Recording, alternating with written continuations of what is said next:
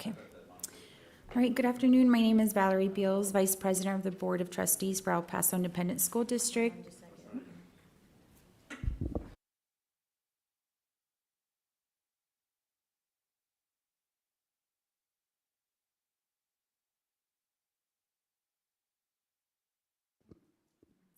Okay. Good afternoon. My name is Valerie Beals, Vice President of the Board of Trustees for El Paso Independent School District. Board President Arabali is not in attendance for today's meeting.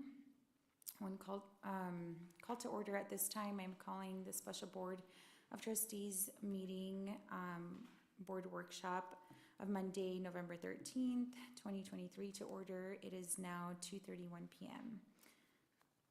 Thank you, Ms. Beals. As promised, the administration, upon the request of the board, was asked to come back with additional data associated with the House Bill 3 student outcome goals. So staff is prepared this afternoon to present additional data that was not shared with the board in the last conversation about this particular topic. And so we'll go through the presentation fairly quickly. Each one of you has information that before you that you can look through as we go through the information. And as soon as the staff goes through the presentation, we'll open it up for questions. So I guess we're starting with Mr. Paz? Or he's just moving it, okay. Ms. Ferret, Ms. Macias is not with us today, she's ill, but the staff is here prepared and ready to respond to any questions once they present. So Ms. Ferret. Good afternoon, Board. My name is Christine Ferret, Executive Director of Strategic Planning and Design. First, I just want to share in front of you, you have a workbook that has the update. And just to walk through a couple of the tabs, the very first tab has all of the information from TA about the House Bill 3 student outcomes and the board's responsibility. So that is there as a reference for you. The second tab has the board adopted goals. These are the March adopted goals and the progress measures for the early childhood literacy, early childhood math, and the CCMR. If you go to the third tab where it has the 2023 update, that's the part that I'll begin walking you through.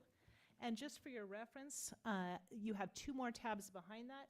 One is next steps. It shares the monitoring calendar. It shares some considerations that we may look at for some for a future meeting when we may look at some adjustments in language to better meet the intent of the targets. And then there's an appendix with a few additional items.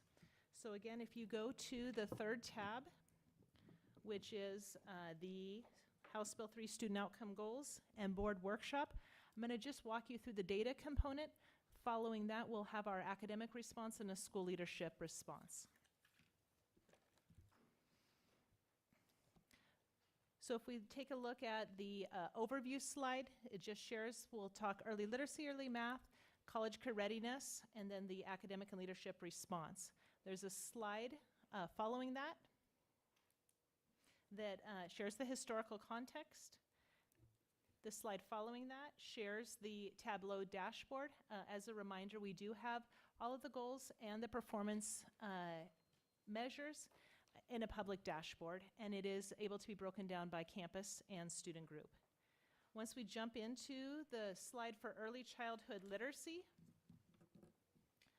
the first piece shows trends over time, and for 22-23, the board had set the target at 55. That's the item in blue.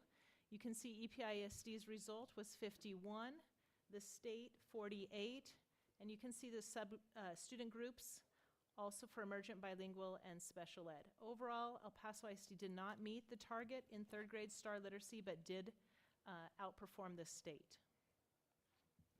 In the next slide, we have the literacy progress measure.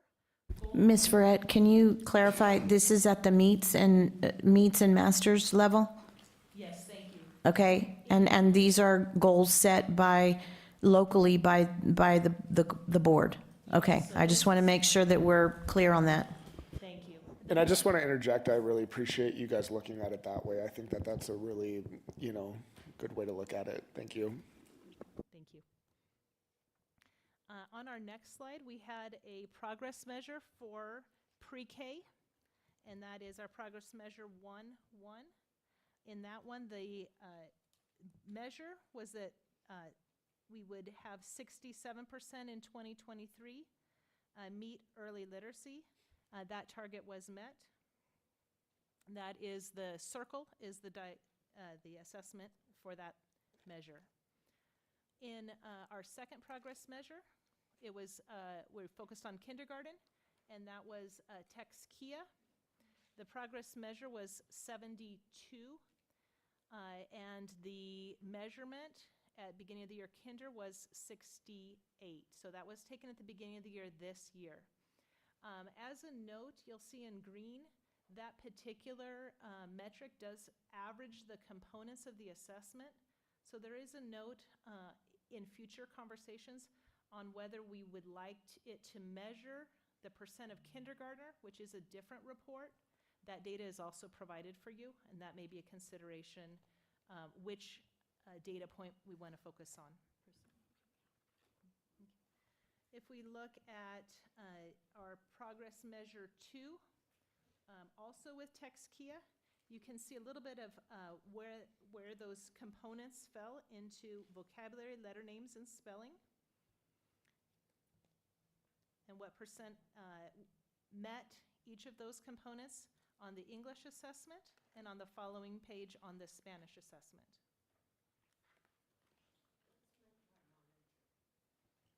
In other words, when we go through, we're not just reporting to you on the end goal. The monitor is, where are we at this juncture in the school year? How far away are we from the target? And so we progress monitor some specific things so that you can see how we're making progress. So it's not just the overall literacy goal, but there are progress monitoring pieces that go along with that. And on Tex-Kia explicitly, it does identify students as on track and students who need support, and those that are kind of in between are on monitor. That means we're on watch.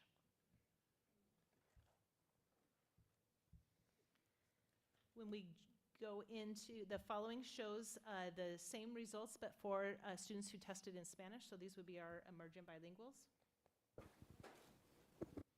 On progress measure 3 for early child.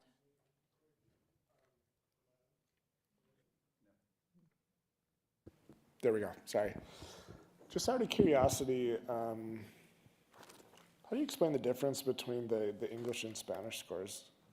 Looks like the Spanish scores are a lot higher on the vocabulary and letter names, and then a lot lower on the spelling. No, sorry, a lot higher on the vocabulary, but lower on the letter names and the spelling. I would venture to say that in many cases with our emergent bilinguals, their oral vocabulary development is much better than the written and reading piece. And so that's where you see some of the discrepancy. I also wanted, and this may be something that Jackie can comment on, it's my understanding that in the kinder readiness literacy skills, although we met the target, we are recommending that we not necessarily just look at letter recognition and spelling, that really if you're going to look at kids' kinder readiness in terms of their reading proficiency going into first grade, we need to look at letter sound correlation. What's the correct term, Dr. Kennedy? Letter recognition? Yeah, not just that you know your letters, but that you know the letter sound recognition, right? And so part of that is going to be why we're also looking at maps starting at kindergarten. So we'll share that as well. In our progress measure 3, that is where we have the NWA maps. And just to share a little bit, when that assessment was determined, there were two main pieces of data that we were looking at. One is it's a nationally normed reference assessment, so we're going to present today just on how our campuses, how our district is doing compared to national norms. And the second piece is growth, and it monitors growth throughout the year. So when we come back in January or our spring, we'll share the growth measures. So when we look at beginning of the year assessment and compare nationally, every group is a 20% group nationally. So nationally, you would have 20% in the top 20, the 80 to 100, 20 in the 60 to 80 section, and so forth. So when we look at our top 40%, nationally, there's 40% of the students in the top 40%. In kindergarten, where you can see that that number is above the national average. And then first, second, and third grade, it is slightly lower. Overall, in that early literacy section, it is similar to national averages.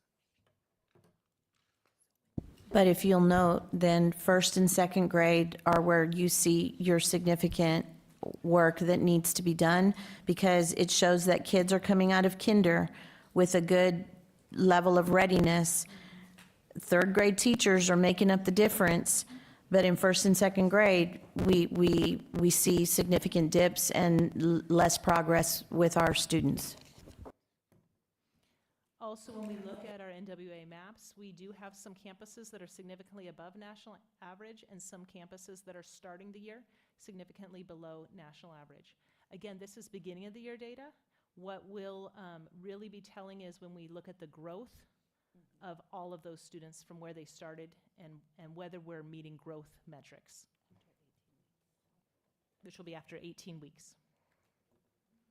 Ms. Ayavera, in regards to the previous slide, when you made that comment, the first and second year, could we also make assumptions too that not all kids go to kinder? And so when they come into first or second grade, they're not up to par or where we would like them to be. And That's a great point. So you're absolutely right. By the middle of the year, though, if we don't see that reconciled, then that may be more of a curriculum and/or instructional issue rather than students coming in with a lack of skills issue. And how many of those students, more or less, are there that don't go, that haven't started as of kinder, but rather start school first grade forward? Well, we'll take that question down because I'm not sure that the staff has that data, but that's a good question, and we can certainly provide it to you on the pending list. Would it be a correct assumption to say that, you know, we're doing fine, you know, vis-a-vis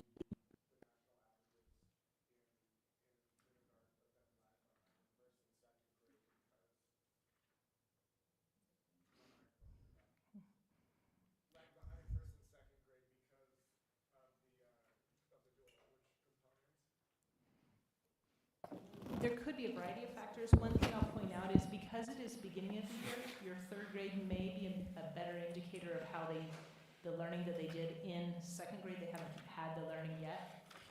So it may be more of a factor of kinder first because it is, again, beginning of the year. When we see end of the year data, it'll be a much better indicator of that year's learning.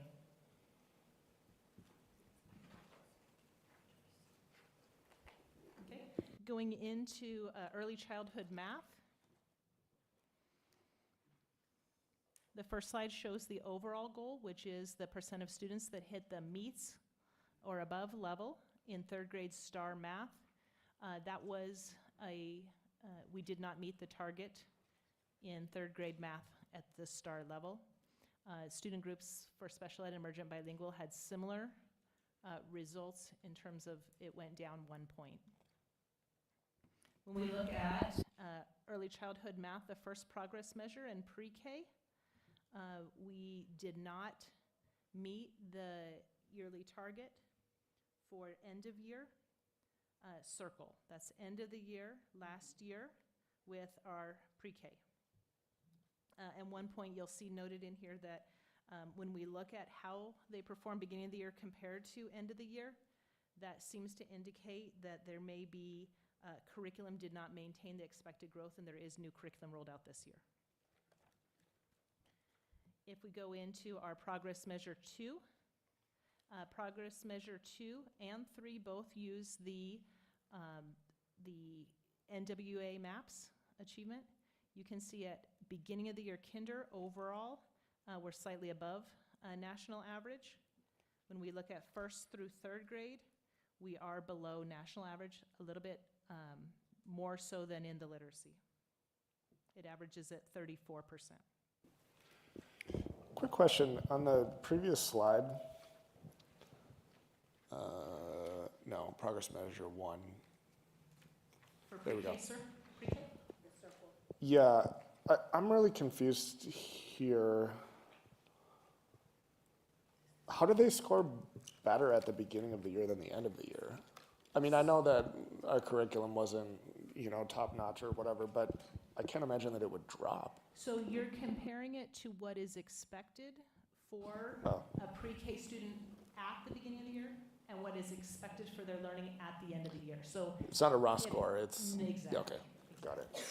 So that indicates that the growth throughout the year was not at the level that was expected, or at the same level. Then at the beginning of the year, there is an indicator, you can see they are starting the year this year higher than they did start last year. There is only 4-year-olds who've been assessed, so we'll monitor that data to see if that changes. But the recommendation is that we really focus on the pre-K 4s to have a consistent set.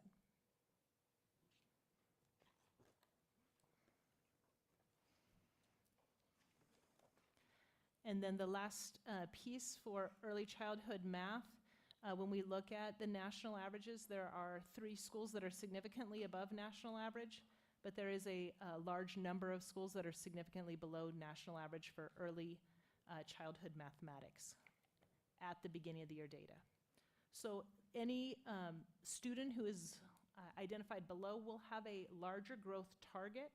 And so again, when we report in the middle of the year, we're looking at the percent of students that are meeting their growth target based on where they were at the beginning of the year. All that to say that at the middle of the year, that data is really critical for us to look at. Because if we see, very small amount of growth, that would be a problem. Mhm. Our third goal is our college and career readiness.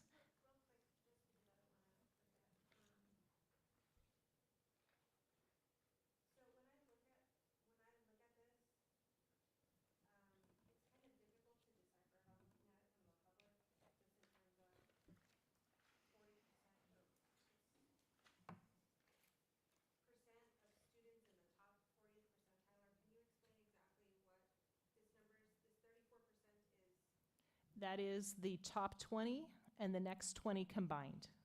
So for example, in first grade, yeah, that's how it gets the top 40. Can we have these disaggregated By campus? by demographics? Yes.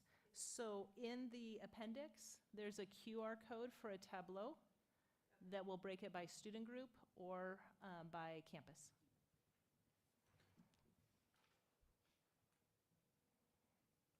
Would you like this? And in this level too, we can break it by language of the assessment too. Yeah, I mean, I like that we are able to see all the data, but here, just having that 34% in the top 40th percentile. But know what it makes up. It's really difficult to figure out exactly what that means, especially when we still have 3 subgroups that are at the bottom tier. So even if we could even have the averages all the way across. Okay. So for me, if I see 12% are in 81st through 99, I would want to know that exact correlation to the national average, so that if I were to see, okay, 10% is the national average there, that would be a lot more helpful. This is. So you can compare it all the way across. Yeah. Okay. Okay. And the same thing for our student groups, because I think you have to be able to have apples to apples. Yeah. Because taking out the top 2, I think it just kind of makes it, I'm thinking from the public, so. Okay. And we can definitely do that. And in the tableau, that's a real easy piece to do. So we can send that in the Friday report. What, I have a question. But we are measuring internally, just like the state and the national averages. I mean, we disaggregated internally for the purposes of this presentation.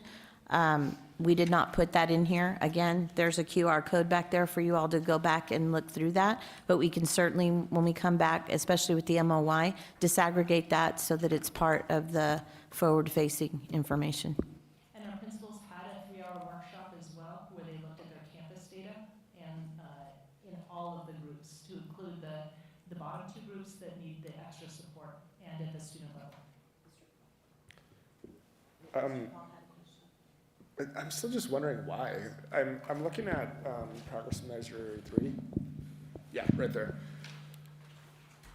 I'm wondering why we're lagging so far behind the national averages on mathematics. To me, it makes more sense when we're thinking about literacy because of the language barrier, but I mean, that doesn't make any sense to me from the Well, and I would say in some cases, you may have students who are coming into the fold who have not had formal education, and so coming in to formal education for the first time, and math is, although it may not be a language barrier, there's still a lot, going on, when you think about math instruction. I'll defer it back to Dr. Kennedy. Sure, Chaplain Kennedy, Chief Academic Officer. I think one of the things that we talked about in the past is being able to think about the level of instruction that has been occurring. And so I think what you saw in the previous slide on the literacy, when we're talking about those first and second graders, and then what type of instruction has occurred, now those are the things that we're kind of bringing together around the instructional minutes, supports for intervention, being able to have those high-quality instructional materials, and then that curriculum-aligned materials with the new developed curriculum. So I think there's a few things that also we'll know at the MOI, because it's going to tell us what is the level of instruction that's happening for students every day. And that's going to help us to determine more of what you're asking is, what are some of those factors that are producing the numbers.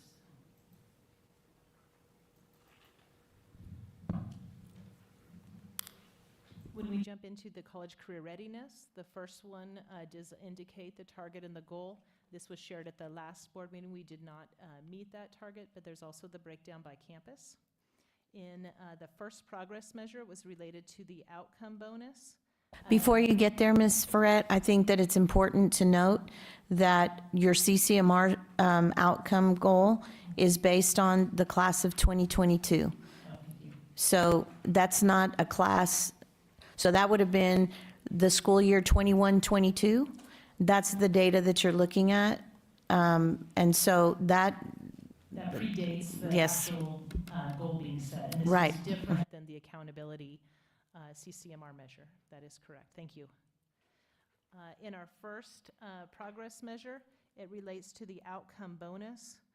One awareness piece with the outcome bonus is it actually is a 2-year delay. This is based on data from class of 2021, and this is how our funding also comes in as a 2-year delay. When we look at our progress goal 2, industry-based certifications, as shared with the board, that one exceeded our goal. And that, I want you to note, is also based off of the class of 2022, correct? That is based off the class of 2022, and the class of 2023, which will be next year's accountability, is a significant jump from that as well. So we're anticipating good numbers in that one. Mm-hmm. That work started a couple years ago. For the college career progress measure 3 is the TSIA. The target for 23 was to have baseline, so this shares the percent of students who have taken the TSIA in English and math. This is a 9th through 12th grade number. There is a breakdown and an additional QR code where this data can be viewed by campus and by student group. In progress measure 4, it was SAT. That one is pending taper.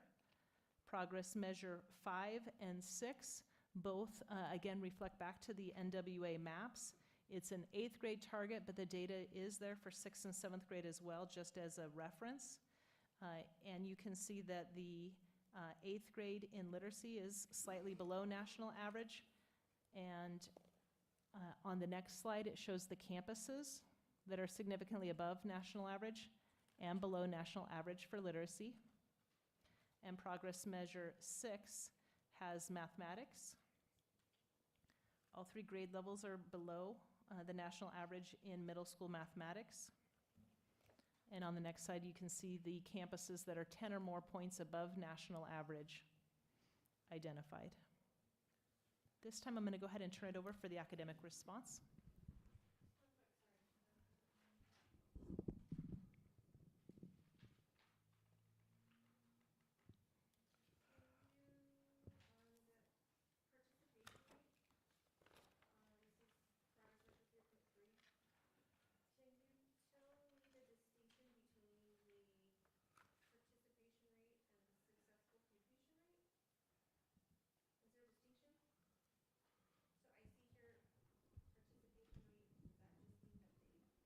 They both indicate that they have taken the assessment. That was the focus with this particular progress measure, separate than the passing rate, but the passing rate can also be reported, and that is also in that tableau piece.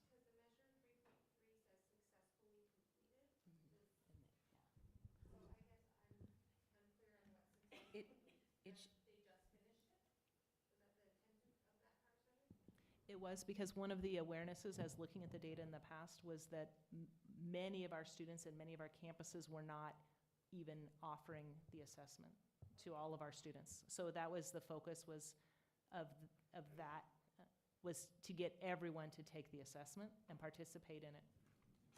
But we will be reporting success rate on that once they take it, correct? Okay. So you want both? We can have it as completion and participating. And again, I think it's also part of the QR code in the back that you can. So I'm going to quickly run through some of the academic response in relationship to some of the things that have already been shared around the data. If you'll look at that next page behind academic response, we have combined literacy and math. And we put it in a structure that provides you with some of the inputs that were part of our conversations coming into the school year, and then moving into some of that output data that was just described for you, and then some of the strategic adjustments that we're making for the current school year. And then we'll move into a similar pattern for CCMR. So on that input side, you'll see that as we started to look at the data, but what we've already had in place is beginning to look at planning and developing our MTSS system, which was a big portion of what we started in the spring and then rolled out this fall, starting with this new school year, redesigning of our dual language program, and so starting to revisit what that looks like at the pre-K level and beginning to set a new structure in place for dual language, starting with a new model for that 90-10 framework. And then the same for literacy. We started with the literacy framework last fall and then took that forward as we started to launch the literacy framework. That work was then evolved into the identification of our curriculum, our HQIM materials that were aligned to it, and then aligning some of our other pieces to go alongside that, specifically with dual language instruction. And then on the curriculum side, we made some adjustments there, as you know, and then also started a cadre of teachers that we were able to pair together across grade levels to support the curriculum development and to have that teacher support along the way. And so the other piece of it is looking at one piece around the standards for continuity. We had several conversations about instructional minutes and being able to standardize that across the system so that the instruction was the amount of time that students were receiving for instruction in each of those core content areas was continuous and there was continuity across the system. And so that Dr. Kennedy? Yes? I'm so sorry to That's interrupt okay. you. I have to go pick up my daughter and. Yeah, I know. I'm getting clarification from Ms. Collins on whether we need to adjourn the meeting and then those that can stay can remain for the discussion, or whether with only 3 board members, we can continue the discussion. Because it's a workshop, the board is not taking any action on any of this information today. I just want to point something out before I have to leave, and I'm not, you know, I just want to point out the fact that we spent an hour and a half today of everybody's precious time on one grievance, I should say, and 30 minutes talking about student outcomes.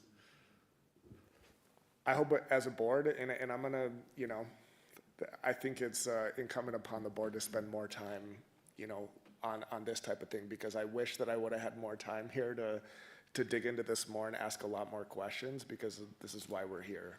So thank you for the presentation. You know, I'll defer to you on whether the meeting can continue or not, but. Ms. Collins, can you advise us on that, please? I'm just looking at the posting really quick. Thank you.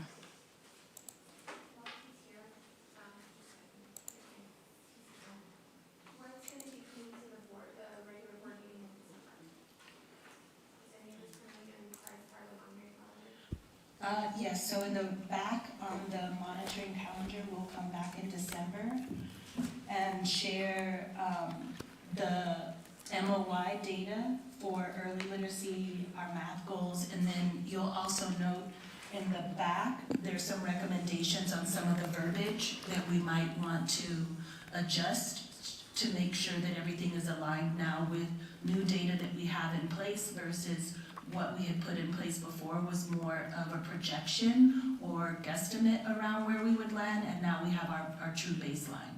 And so there are some recommendations there. So that, along with new data, will be provided in December.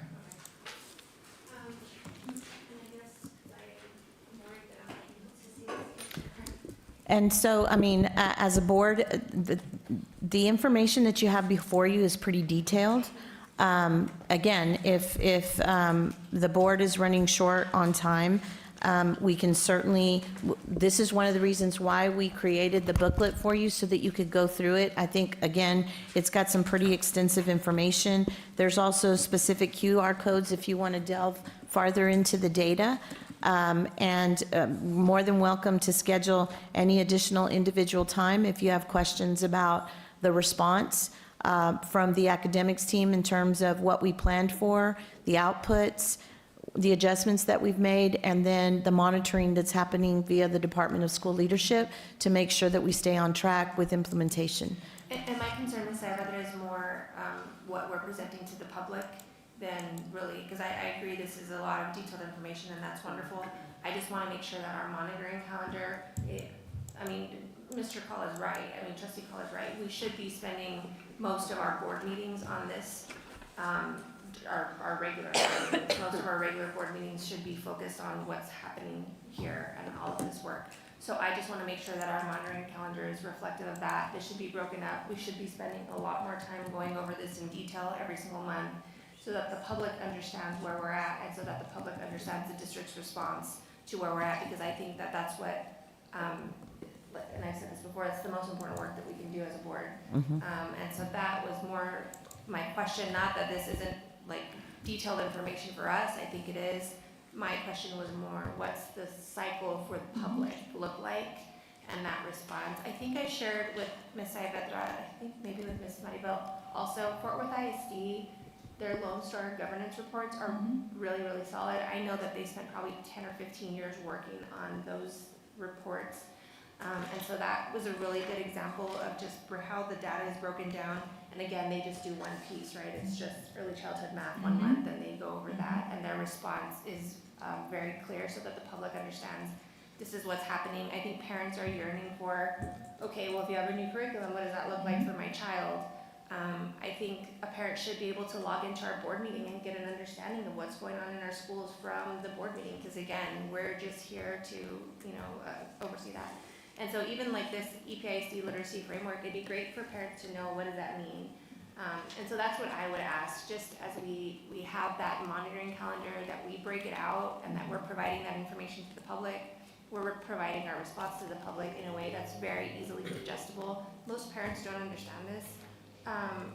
Sometimes I have to I have to ask a lot of questions just to understand it. And so really that's the place that I'm coming from. I appreciate everything that you all do to make sure that we have access to good information. I know we've come a long way, even from last year, just looking at a report. So to have this in front of me, I mean, it's a testament to the work that you guys are doing every single day, and very, very grateful for that. And I know it's a big step, you know, and at the point that the public can feel like I can log into a board meeting and see exactly what's going on in the district, and I know exactly what we're doing to improve student outcomes. I think that's a good place for the entire community to be. So again, thank you. I know that we're just getting started on the good work, and I appreciate your part in it. Thanks so much. I would share with you all that there is a YouTube link on one of the slides as well that shares some testimonials in terms of the curriculum work that's being done. And again, we're always in a position to improve, but if it's the consensus of the board for us to kind of adjourn the meeting and for you all to, you know, refer to your detailed information, we certainly will be bringing this back to you in December for additional specific information, and we can meet with any one of you individually if you have additional questions. I meet with you all one-on-one on a regular basis, so I can always invite staff into those conversations. And we can come back and look at the calendar to determine how we might be able to chunk it a little bit more so that it's not so extensive every month, but that we can kind of do it in bite-sized chunks. So that might be a recommendation you can come back with as well. That'd be wonderful. But Ms. Ivendo, we're on schedule for the monitoring, correct? Okay, because I really do think we already set out the time to do this. I would have preferred to finish today. And yes, you can give up, but I know, but what I meant is that we spent many hours, and Ms. Hanani was also in that ad hoc committee, and so for me, this is just an overview. Yes, there's probably some more and better and updated data, which I really appreciate, but for us to have to reconvene to do this it was already scheduled for us. And if we don't have the time to do it now during business hours, maybe we should do it after 5, if that's what we need, because I did carve out my day to do this. Okay, well, and I'm not suggesting that everyone, the staff is here, we can continue to share the information when I'm not proposing that we reconvene. We will be convening in December as scheduled to provide another follow-up presentation, but I understand that there's board members that have to pick up their children, and we did not anticipate that we would start so delayed from the previous meeting, so. And I want to give credit where credit is due. You've done your homework, like you blocked off your schedule, you've done fantastic, and staff has done fantastic, and I agree with you, like we ought to be able to get through this and honor what, the time that they've spent doing this. I guess my point is that we spent an hour and a half on an issue that affects maybe 10 adults, and we spent 30 minutes on an issue that affects 50,000 kids. And that just is a travesty to me, I'm sorry, but anyway. We can do another ad hoc committee to continue this. Right. We can't do it all in Right. half an hour. Right. Well, we had an hour scheduled, so we're going to have to adjourn because we've lost our quorum, but the staff will stay to continue to present for any of the board members who wish to stay. Again, out of respect to you, Ms. Hernandez, we're more than happy to go through the entire presentation with you because this is what staff has on their schedule. So I guess if you want to close out the meeting and then. Okay.